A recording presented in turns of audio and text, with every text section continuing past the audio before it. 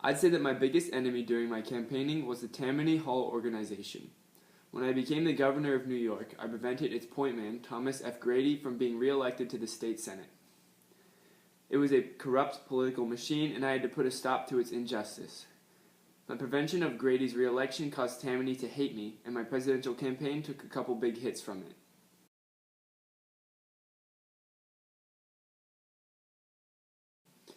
The government that I entered into was so blindly corrupt that I had to veto every unjust law until they got the idea.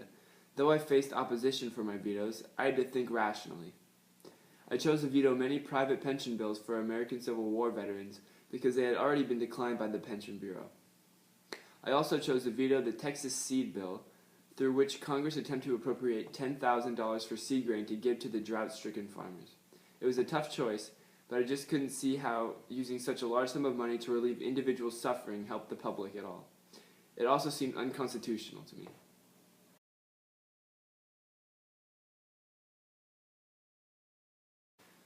I was never a fan of free silver. Even though I was able to sympathize with the southern farmers and the westerners, I saw the potential harm that unlimited coinage of silver could present. I spent much of my first term fighting silver and trying to lower the amount the government was required to coin under the Bland-Allison Act of 1878. I was an advocate of lowering protective tariffs because I believed the international trade could benefit the United States immensely. However, with the coinage of silver at an all-time high, our gold reserves were running dangerously low. How were we supposed to conduct business with other countries if we did not have sufficient acceptable currency? They ran on the gold standard.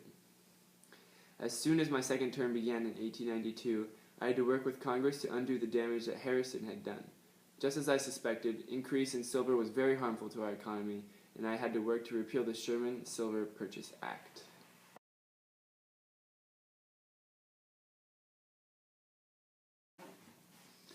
I saw the potential harm that such a large-scale strike could cause.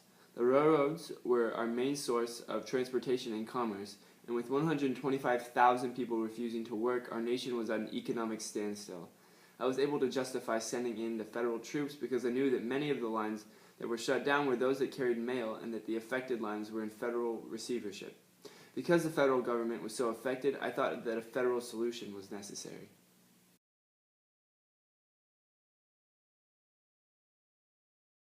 The reason I supported the extension in the Scott Act is because I believed that the Chinese immigrants simply were not willing to assimilate into American society.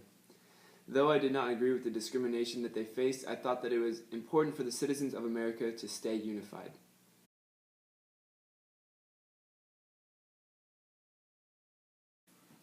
It was a difficult and unexpected loss, but I was able to look at the situation optimistically.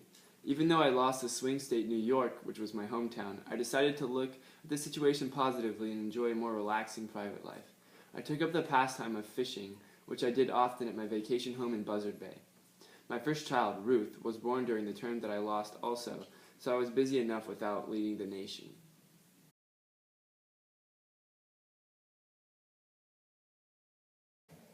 Even though I had faith in the American industry, I knew that if we separated ourselves from the rest of the world, we would not be able to compete economically. With such high tariffs, especially after Harrison's term, international trade was almost impossible. I saw the United States as a nation that was strong enough to sustain itself while interacting with the outside world. I also knew that the money the government would lose because of lower tariffs could easily be made up by graduated income tax.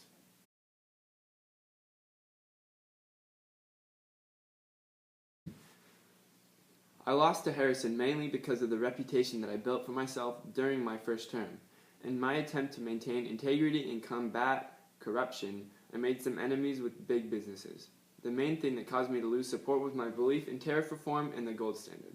These things lost me the very valuable support of big businesses, as well as farmers and Westerners who believed in free silver.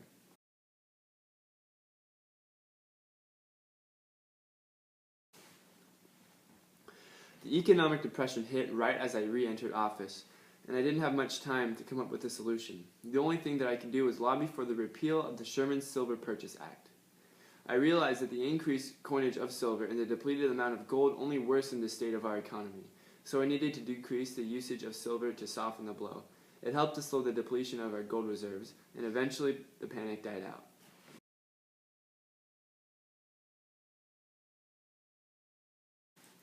When I entered office, a treaty had already reached the Senate discussing the annexation of Hawaii. I didn't think that it would be right to just annex it without investigating its motive for myself, so I withdrew the treaty and sent James Henderson Blount in to check out the condition of the government in Hawaii. When he reported back to me saying that the populace generally opposed annexation, I immediately put myself up to the task of helping Hawaii and even reinstating the overthrown queen. However, when I presented this to the Senate, they rejected my idea and presented me with the Morgan Report, which proved the overthrow of the queen to be a completely internal operation. Upon hearing this, I dropped all plans to reinstate the queen and attempted to maintain diplomatic relations with the new Republic of Hawaii.